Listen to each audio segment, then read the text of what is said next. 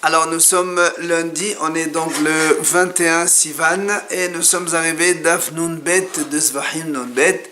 Nous sommes à la 17e ligne. On a vu hier la mahloket entre Rabbi Ishmael et Rabbi Akiva et on a dit chacun il a fait un kalohom presque identique, mais la différence on a dit hier que selon Rabbi Ishmael chez Haddam Me'akvim, c'est-à-dire que si on fait un korban et qu'on asperge le sang comme il le faut, mais le reste du sang, on ne le verse pas dans la base du mesbéach, ça veut dire que le korban n'est pas valable. Alors que Rabbi Akiva dit non, dans la mesure où on a fini les aspersions qui sont essentielles, le reste du sang, c'est pas me'akev.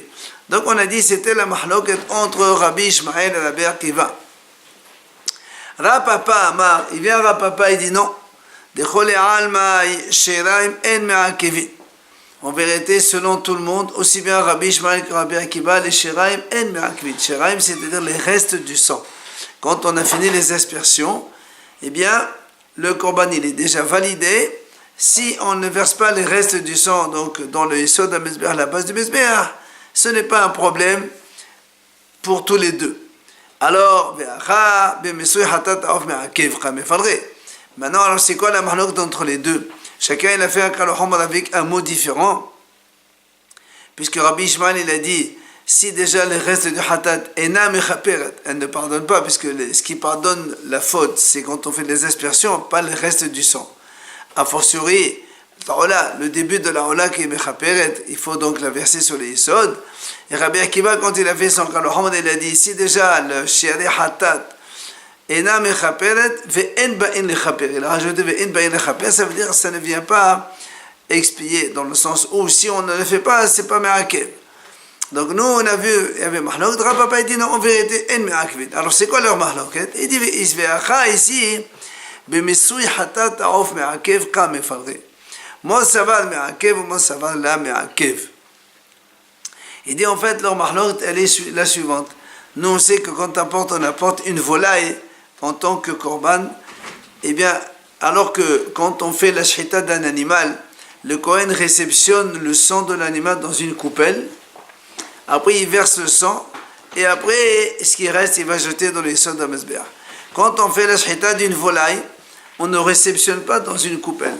Directement de la volaille, on prend le sang, on l'asperge sur le mur du Mesbéach. Et après, ce qui reste, on appelle mitsui.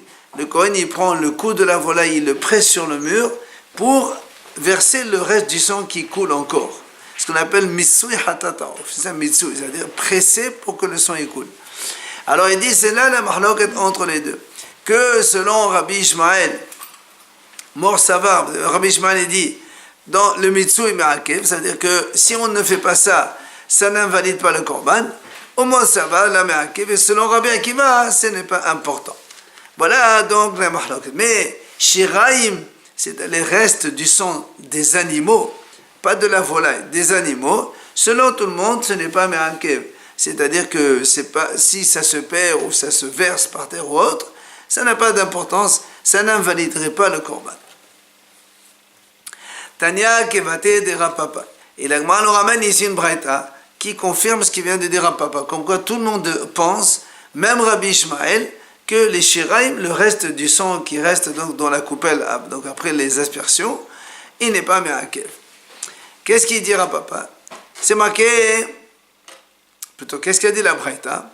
Dans la Torah c'est marqué, ve'et kodam hapa yishpor, le passage là-bas il parle du pardon du Kohen Mashiach, ve'et kodam hapa yishpor el yesod ha'mezbeach. Alors la Gemara dit, donc on dit comme ça, Koldam hapa, le sang du bœuf, il va verser yesod ha'mezbeach. La Gemara dit, matamud hapa. Pourquoi la Torah a besoin de préciser de nouveau le bœuf, puisqu'on parle de cela? On parle du bœuf du Kohen Gadol.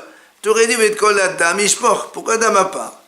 Les med, alpa de makiponim shetaron matan damim le isod, devrait Rabbi. Rabbi dit, pourquoi on a rajouté le mot par? C'est pour inclure un autre bœuf, celui de Kippour.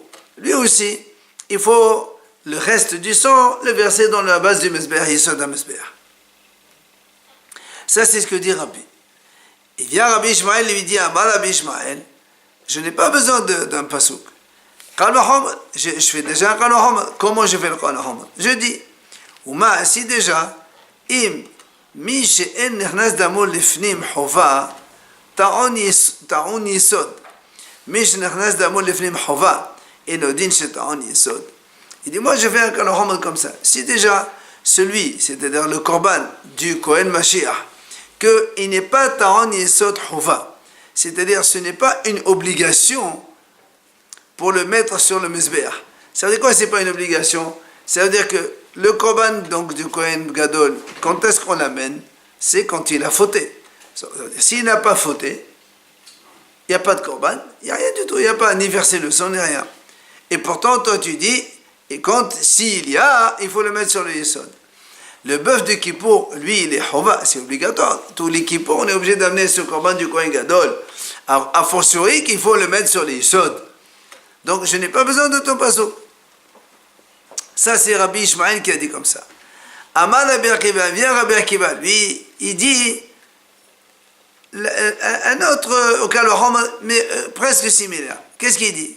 Ouma, mi she'en damo nechnas lifnai velifnim, ben lechova, ben le mitzvah. Si déjà, le Korban que il ne peut pas venir l'ifnim, c'est-à-dire donc on ne fait pas les aspersions dans le Betamikdash, dans l'ifnim, et c'est-à-dire l'ifnav et l'ifnim c'est le Kodesh HaKodashim. Le bœuf du Kohen Magadol, on ne fait pas les aspersions dans le Kodesh HaKodashim. Et pourtant, le reste du sang, tu le mets dans les Sodom Mizbeach. Ben Chova, ben Mitzvah. Donc aussi bien Chova ou Mitzvah, il n'y a pas. Le bœuf du Kohen Mashiach, il ne rentre pas dans le Kodesh HaKodashim. Il n'y a que le bœuf de Kippour qui rentre dans le Kodesh HaKodashim. Et le Sahir de Kippour aussi. Mi shenechnas damo chova lifnai ou lifnim enodin she'ta'on yisod. Alors celui qui, quand on fait les aspersions, on les rentre dans le Kodesh HaKodashim, c'est-à-dire le bœuf de Kippour et le bouc de Kippour, a fortiori que quand il nous reste du sang, on va l'amener sur le Sod HaMizbeach. Donc voilà comment ils apprennent Rabbi Ishmael et Rabbi Akiva, comme quoi le bœuf de Kippour et aussi on va l'amener au Sod HaMizbeach. Maintenant le Moïse dit très bien, ça tu apprends que c'est une mitzvah de le faire. Yachol Yaakivenu, est-ce que si on ne le fait pas, ça va invalider le Korban? D'où on apprend cela? Talmud Omar, Vechila mikapel et HaKodesh. Le pasuk là-bas dans Kippour, il dit là-bas, Vechila mikapel et HaKodesh, quand la Torah dit qu'on a fini toute la procédure de Kippour, il termine mikapel et HaKodesh, il a fini de pardonner, d'accord, les korbanot de Kippour. Shalmo kol hakapanot kolan, devait Rabbi Ishmael. Donc, qu'est-ce qu'il dit là-bas? La Torah nous dit que quand on a fini toutes les choses de tout ce qu'il faut faire en Kippour, c'est terminé. Et on ne parle pas de le verser le reste dans les Sod HaMizbeach. On ne parle pas encore de là-bas. Donc ça veut dire quoi? Ça veut dire que quand la Torah est précise, ici se termine tout le scénario de Kippour, et après on dit, ça c'est très important, etc. Ça veut dire, jusque-là, c'est très important. Si on manque une étape, ça invaliderait le Korban. Mais le reste, c'est-à-dire le reste du sang qu'on doit verser sur ce domaine, ça n'a pas d'importance, donc ce n'est pas invalidant. Dit Rabbi Ishmael.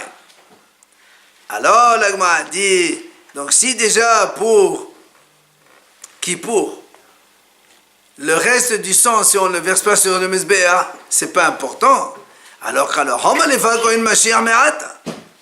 je fais un Kal Vachomer avec le bœuf du Kohen Gadol, que lui, il n'est pas aussi important que ça, puisqu'il ne rentre pas dans le Kodesh HaKodashim.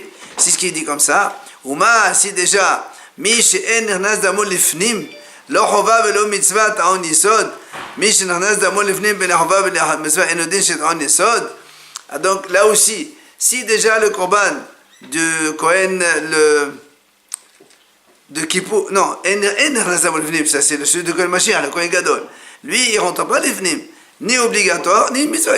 On ne peut pas faire entrer le sang du bœuf du Kohen Gadol quand il faute dans le Kodesh HaKodashim, ça ne marche pas. Et pourtant, on a dit tout à l'heure, on a prouvé qu'il faut le mettre dans le Yisod, verser le reste du sang.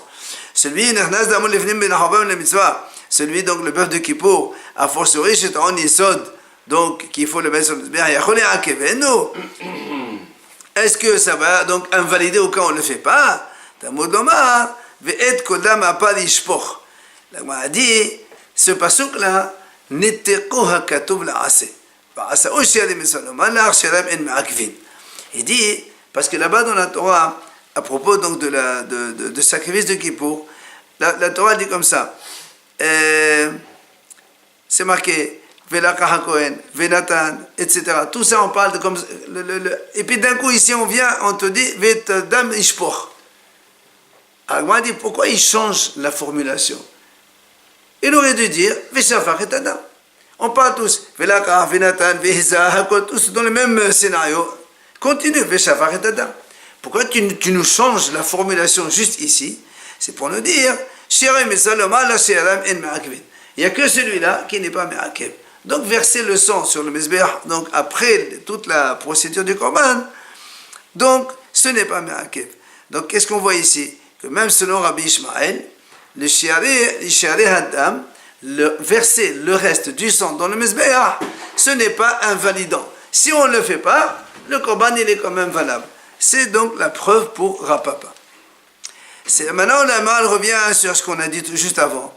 Quand on a dit que le Mitsui Adam, le Mitsui, c'est-à-dire le fait de presser la volaille, le reste du sang de la volaille sur le mur du Mizbeach, selon Rabbi Ishmael, ça invalide le Korban si on ne le fait pas. Et selon Rabbi Akiva, ça n'invalide pas. Donc, moi, je pose une question. Mais ça va, Rabbi Ishmael, Mitsui Hatat Aof Me'akev. Comment tu peux me dire que Rabbi Ishmael, il dit que si on ne fait pas cela, ça invaliderait le Korban? Pourtant, Pourtant, nous, on a vu, enseigné dans les Yeshiva de Rabbi Ishmael, il dit comme ça. Le pasuk, il dit, ce qui reste dans le sang, yimmase. C'est-à-dire, il sera, comme on a dit, pressé, et il sort d'un mesber. Comme on a dit, nous, il prend le coude de l'animal, il le presse un peu sur le mur pour que le sang, il finisse de couler. C'est l'aspersion, ça? Non. L'aspersion, c'est avant. Avant, on fait la shrit, l'amnika de la volaille. Il fait les aspersions sur le mizbeach avec donc le doigt avec le coude de l'animal. Et après, quand on a fini les 4 aspersions, il reste du sang parce que le sang il continue à couler. Alors il prend la volaille, il la presse sur le mur comme ça, puis il appuie dessus, et le sang il coule, il finit de couler. Après c'est ce qu'on appelle mitsui. Alors c'est pour ça qu'il dit là-bas, c'est marqué Nish'al badam yimmatse. D'accord? Ce qui reste, yimmatse, il va couler. Et la Gemara dit, Nish'al yimmatse, be'esheno nish'al lo yimmatse. Ce qui reste, on va le mettre, mais ce qui reste pas, on va pas le mettre. Ça veut dire que c'est pas aussi obligé comme ça. Si y a, y a pas. Donc comment tu veux me dire que Rabbi Ishmael il dit que si on ne le fait pas, c'est Me'akev? Alors, hein? C'est pas Me'akev, ça ne validerait pas. Puisque la Torah dit, si y a pas. Donc tu vois bien que c'est pas une étape fondamentale. Alors dis comment Rabbi Ishmael t'a dit tout à l'heure que selon lui, si on ne fait pas ça, ça invaliderait le Korban. Alors il répond très Tana, il va les battre de Rabbi Ishmael. En fait, il y a 2 Tanaïm, chacun il a entendu une version de Rabbi Ishmael. Viens maintenant, la Gemara ramène, puisque nous on a dit à propos Shiraim, donc le reste du sang, quand on a fini les aspersions, on parle des animaux, donc korbanot ordinaires. Les aspersions, on a dit En Me'akev. Amar Rami Barhama. Il vient Rami Barhama, il dit Hay Tanna, ça va Shiraim Me'akev. Je vais amener un Tanna, que lui il pense que les Shiraim c'est Me'akev. C'est-à-dire si on ne fait pas, on ne verse pas le reste du sang, après les aspersions essentielles. Le reste du sang, si on ne verse pas dans le Yisod HaMizbeach, eh bien, c'est comme si on n'a pas fait le Korban et ça invaliderait le Korban. Aussi qu'il a vu ça, Détania, la Breta dit comme ça. C'est marqué à propos de les Korbanot de Hatat. C'est marqué HaKohen Amhateota. Là-bas, la Torah, elle parle de donc le Kohen qui mehate ota, ça veut dire mehate dans le sens qui asperge le sang, qui fait le korban donc.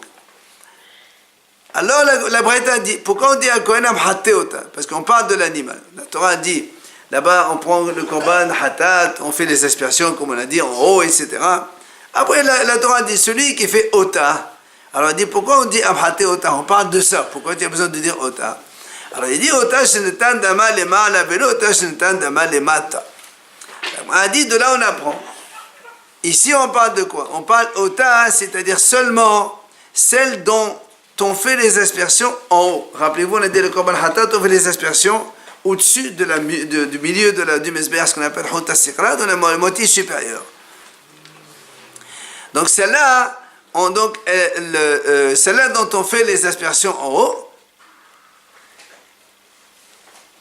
la Torah dit, donc elle est cachée, elle est valable.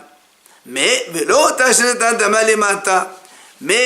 c'est pas celle dont tu fais les aspersions en bas. C'est-à-dire, si tu prends un Korban Hatat, et par erreur, tu fais les aspersions en bas, dans ces cas-là, ce n'est pas valable, le Korban n'est pas valable. Puisque la Torah dit, celui qui a fait cela, donc ota celle-là, conformément à ce qu'il faut faire, ça marche. Sinon, ça ne marcherait pas. Alors la Gemara lui dit, V'chi amrat, v'chi me'ain bat. La Gemara lui dit, la Torah vient nous apprendre quoi ici? On vient de dire maintenant que si on l'a fait conformément, c'est kasher. Si on ne l'a fait pas conformément, c'est pas soul. Alors moi, elle dit, pourquoi tu viens m'enseigner ça? Est-ce qu'on aurait cru que si on ne l'avait pas fait conformément, ça serait kasher? Pourquoi tu viens me dire que si on ne l'a fait pas conformément, c'est pas soul? C'est normal ça. La Torah dit, tu l'as fait normalement comme ça. Si je ne la fais pas, donc c'est pas soul. Alors elle m'a dit non, parce que j'aurais pu penser faire une autre déduction. Laquelle? Mais nous on a déjà vu ça précédemment. Dans la Torah c'est marqué Vedam zevarecha ishafer an mizbech Hashem etc. On a dit Vedam zevarecha ishafer. On a appris précédemment la madnu, la netanin bematan abba, sheim netanan bematan ahad kippur. Vous vous rappelez, on a dit normalement il y a des corbanotes dans lesquels il faut faire 4 aspersions. Il y a des corbanotes pour lesquels il faut faire 2 aspersions. Et on a dit dans la Mishnah, si on a fait une seule aspersion, c'est valable. Alors, moi, j'aurais pu dire,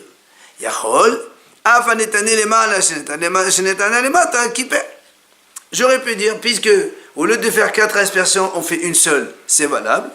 Alors peut-être que le korbanot dont les aspersions doivent se faire au-dessus de la moitié du mesmer, si on les a fait en dessous, ben peut-être qu'aussi ce serait valable. C'est pour ça que j'ai eu besoin d'un passage pour te dire que non. Alors le Gemara a dit non, tu n'aurais jamais pu penser ça. Pourquoi? Vedino. Parce que il y a marqué dans la Torah, donc, pour par exemple Hatat Behema, il faut asperger le sang en haut. Et pour Hatat Aof, le sang, il faut le mettre plutôt en bas. Alors, Madami Mamoni le Mata, je n'étais pas le Kipper. Le Malan, il n'était pas le Kipper. Elle m'a dit, comment tu aurais pu déduire que si on l'avait fait le contraire, au lieu de faire en haut, j'en vais en bas, ça serait kasher. Regarde, dans la Torah, il y a 2 types de korban hatat. Il y a le hatat de la behema, de l'animal, et il y a le hatat de la volaille. Et nous, c'est hatat aof, de la volaille, on fait les aspersions en bas de la moitié, et hatat behema, on fait en haut de la moitié. Et la Gemara dit là-bas, si la volaille, on la met en haut, c'est pas bon. Donc tu vois bien que c'est l'animal, tu l'as fait en bas, c'est pas bon non plus. Donc comment tu voudrais dire que c'est valable? Alors la Gemara dit non. Alors, c'est pas pareil. Pourquoi? Là, il dit voilà.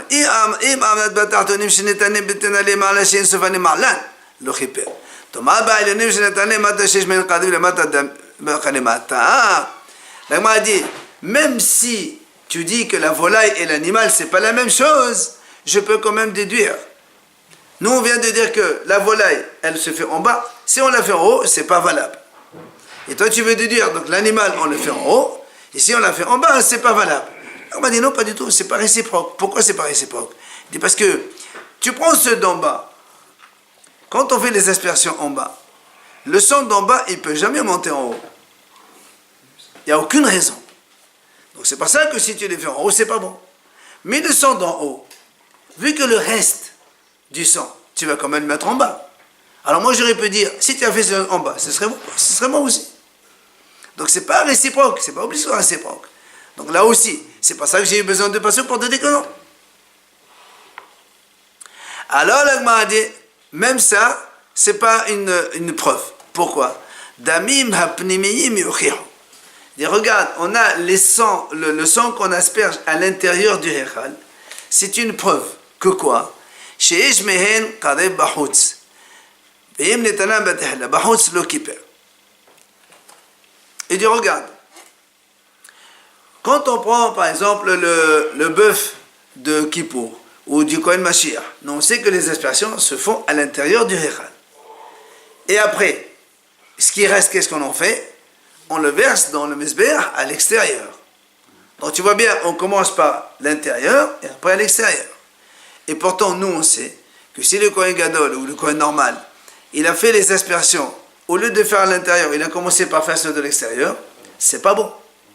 Pourtant, selon ton raisonnement, puisque ceux d'en haut, la suite, on va le faire en bas. Si on a fait en bas, c'est bon. Et là, on voit que c'est pas vrai. Vous comprenez? Nous, on a dit, pourquoi pour la Behema, ce serait bon si on a inversé? Parce que la Behema, le sang de la Behema, on le met au-dessus de la moitié de Mizbeach. Et le reste, on le met en dessous, dans la base. C'est pour ça qu'on a dit que si on s'est trompé et au lieu d'asperger au-dessus, on a aspergé en dessous, ce serait valable, parce que de toute façon, ça va aller vers en bas. Il dit, mais là, tu vois bien que la preuve, c'est pas une preuve, ça, parce que le sang de l'intérieur, lui aussi, après, quand on a fini, il va aller à l'extérieur. Et pourtant, si on a commencé par l'extérieur avant, ça, ou bien si au lieu de mettre à l'intérieur, on a mis à l'extérieur, ce n'est pas valable non plus. C'est deux étapes différentes. Et là aussi, c'est deux étapes différentes. Il y a une au moitié et une en bas. Nous, on a dit, puisque après le haut, on va mettre en bas, alors c'est bon. Non, on n'a pas dit ça. Si. Si on a mis On a dit. En haut, au lieu de mettre en bas, c'est pas grave, ça va couler. Oui. Le haut, c'est la même étape. Non, c'est pas la même étape. On a dit, le sang de la Behema, ça se met en haut. Si on la met en bas, c'est valable. Pourquoi? Parce que le reste du sang d'en haut, on le mettra en bas de toute façon. Hein? Ça fait rien, il est aspergé en bas, il n'est pas aspergé, mais après le reste, il va en bas. C'est pour ça que si on a aspergé en bas, c'est valable. Alors il lui dit, mais ça, c'est pas une preuve. Voilà ici, l'intérieur et l'extérieur, ça marche pas. Donc le même raisonnement ne marche pas dans les deux cas, c'est pour ça que c'est pas bon. D'accord? Le reste du sang d'en haut, le reste du sang qui lui reste dans la main. Dans la coupelle. Ah voilà, Oui, c'est d'en haut. oui, c'est quoi d'en haut? Je prends la coupelle, j'asperge en haut, et le reste ici, je mets en bas. Alors il dit, bah, même si tu as aspergé en bas, c'est pas grave, parce que de toute façon, ça va en bas. Alors, vient le Gemara dit non, là. Im amrat badamim apnimiyim she'en mizbeach apnimim memad khan. Toma ba'ilyonim she'adeh qarnot memadkot otan. Im netana lemata kshelim. Toma otah shenetan damin lemala, lo shenetan lemata. La Gemara dit non. Malgré tout, il y a une différence. C'est quoi? Il dit, parce que damim apnimim, le sang intérieur, en mizbeach apnimim memad khan. La Gemara emploie un mot ici qu'elle va expliquer après. Elle dit, quand on fait les aspersions dans le Mizbeach intérieur, ok, c'est pas fini. Le Mizbeach, les aspersions dans le Mizbeach intérieur, c'est pas une fin en soi. Alors que, Ba'ilyonim, quand on fait les aspersions dans le Mizbeach extérieur, si on le fait dans comme Al-Hatat par exemple, si on les fait dans les coins, les 4 aspersions, comme il faut le faire normalement, Karnot Memadkot Otan. C'est-à-dire, la capara est terminée. C'est pour ça qu'il dit, c'est pour ça que si on les a mis en bas, c'est caché. Pourquoi? Parce que le korban, il est déjà fini. J'aurais pu penser ça. C'est pour ça que la Torah l'a marqué Ota. Ota, damim le ma'ala, seulement ceux dont le sang il est en haut. Si on la met en bas, c'est caché. Velo shenetan damal le mata.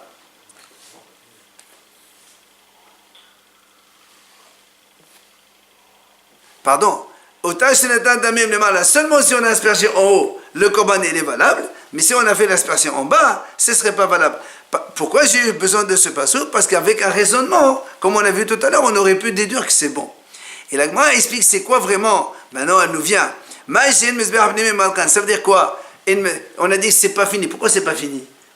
Tu m'as dit comme ça, dans le Mizbeach Hapnimi, c'est pas terminé. Et dans le Mizbeach Hesson, c'est terminé. C'est pourquoi terminé?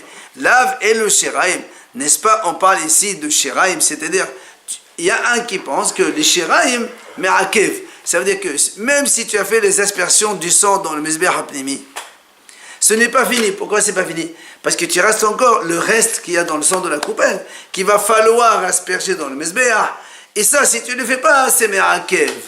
Voilà ce qu'il a dit Rami Barhama au début. Il y a un Tana qui pense, c'est me'akev. Alors que nous, on a dit jusqu'à présent que non. Shiraim en me'akvin, selon Rabbi Ishmael et Rabbi Akiva.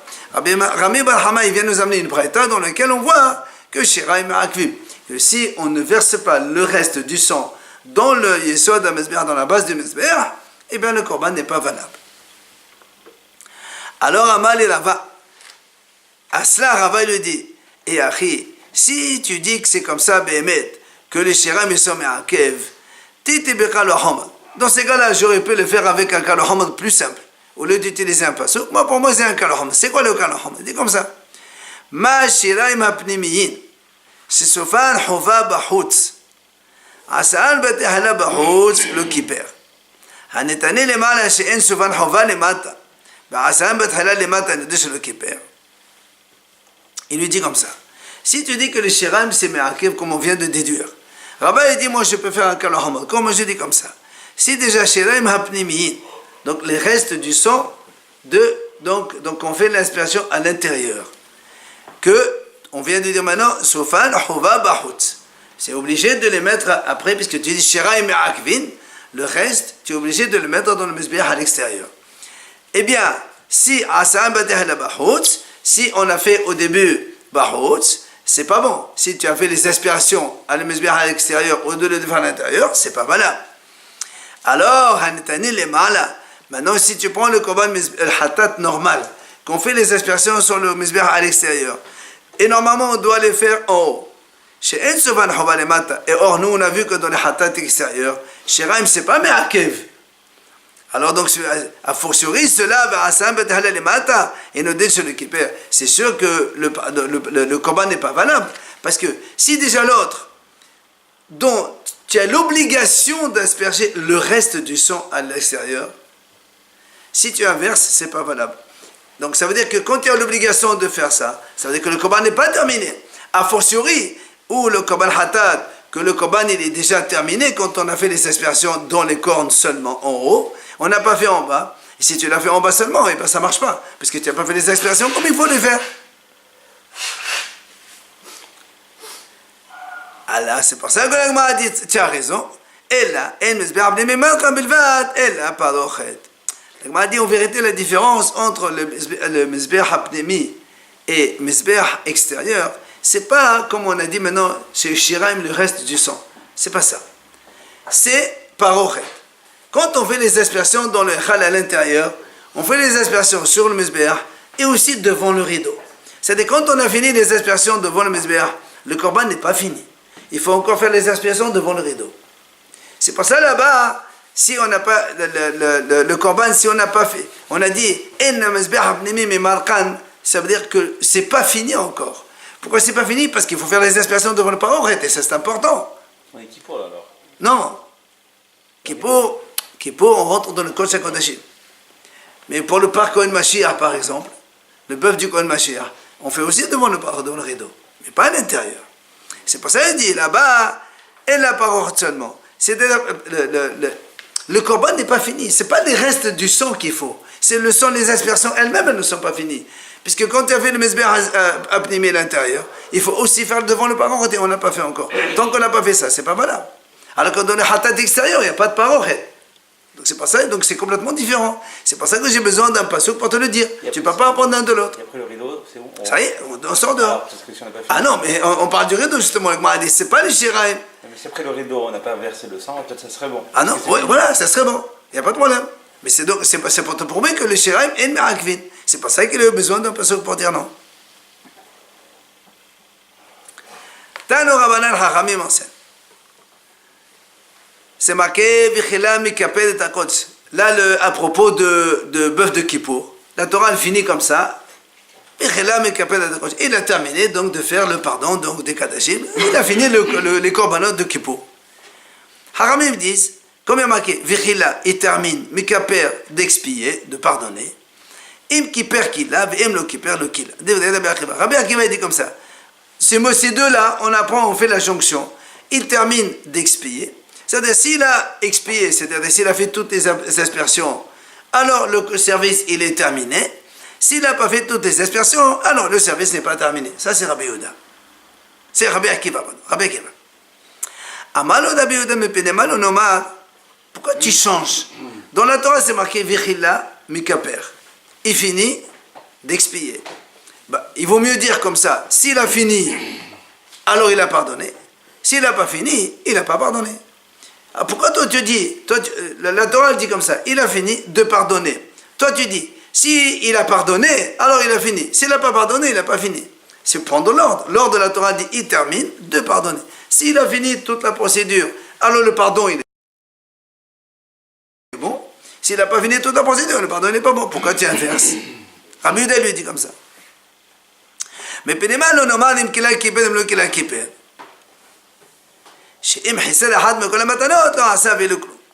C'est pour te dire que s'il a manqué une aspersion, il n'a rien fait. Donc ça invalide tout. A priori, on ne voit pas de différence.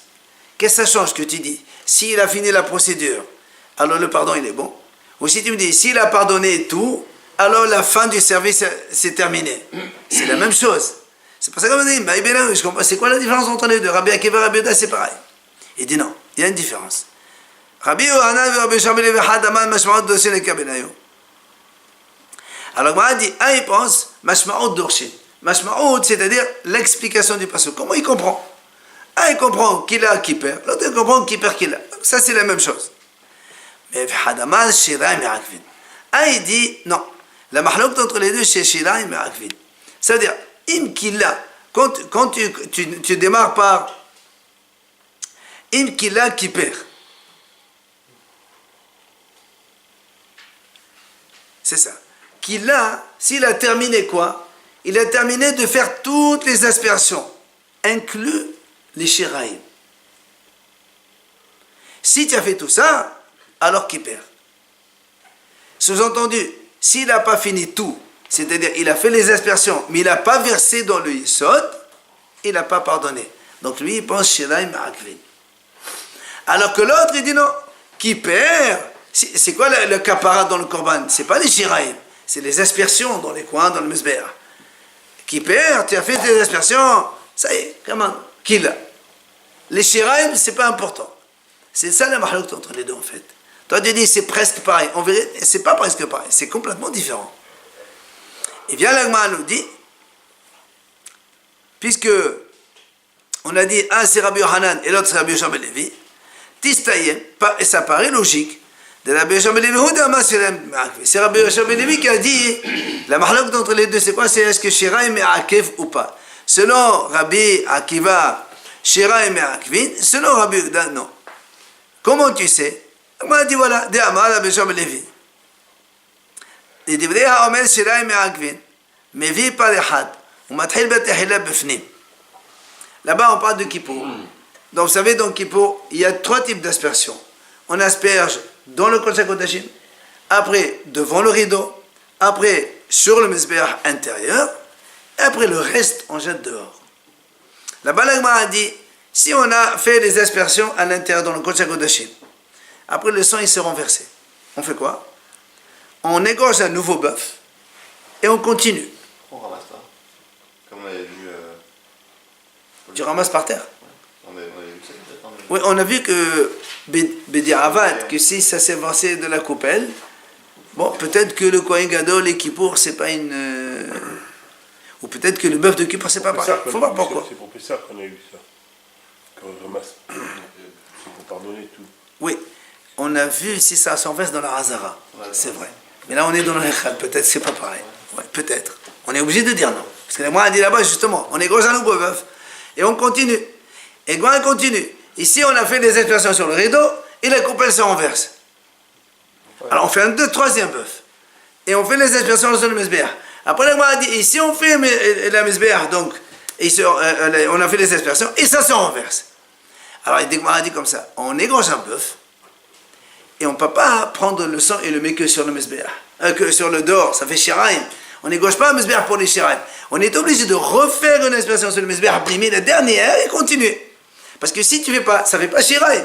Shiraïm, c'est le reste de ce qu'on a fait. Il faut que tu fasses quelque chose d'abord, après tu fais shiraïm. Donc c'est important le shiraïm. C'est ce qu'il lui dit. C'est ce qu'il a dit. C'est des Rabbi Yoshua ben Levi qui a dit shiraïm et akvin. Donc c'est important le shiraïm. C'est pour ça qu'il dit. Dehors, c'est quoi? C'est que pour le Yesod alors? C'est ça? Donc c'est Shiraim. Le reste, c'est tout. Non, c'est fini. Le truc, c'est Sfar Pnimi. Alors, l'Agma a dit, donc on a montré que c'est Rabbi Yoshua ben Levi qui a dit ça, donc c'est lui qui pense que Shiraim est Akvim. Viens l'Agma a dit, attends, Rabbi Hanan était asma. Pourquoi Rabbi Hanan ne pense pas comme ça? Même Rabbi Hanan aussi, il pense que Shiraim est Akvim. Aussi, tu as vu ça. Viens Amar Rabbi Hanan. Il dit comme ça. Tana Rabbi Nehemia, qui devrait omer Shiraim est Akvim. Nous, on a vu que Rabbi Hanan lui-même, il dit que Rabbi Hanan, il dit comme ça, que Rabbi Nehemia, il pense, comme celui qui dit Shiraim est Akvim. Donc Rabbi Hanan aussi, il dit que c'est Shiraim est Akvim. Alors, et là, l'Agma a dit, non, qui devrait omer, velavle hanetanae. Quand il a dit, Rabbi Hanan a dit, c'est selon le Hacham qui a dit comme ça. Selon le Hacham, mais il ne parle pas de ces deux-là. Alors il dit, moi aussi, c'est pareil, Rabbi Yoshua ben Levi aussi, la même chose, Hanamik devrait omer, hanetanae. Quand Rabbi Yoshua ben Levi, il a dit, Shiraim me fait pas de had matahil bethalia befnim, comme on a dit maintenant. C'est pas sûr qu'il parle de Rabbi Akiva, Rabbi Yehuda. Il parle selon Hacham qui pense comme ça. Donc c'est pas sûr, on ne sait pas qui a dit quoi. On n'a pas de preuve qui a dit que la mahlok c'est Shiraim Merakvim ou pas. Mais dans tous les cas, il y en a un qui pense que Shiraim c'est Merakvim et l'autre pense que Shiraim c'est pas Merakvim. Et ceux qui pensent que Shiraim est Akvim, Oui. est-ce que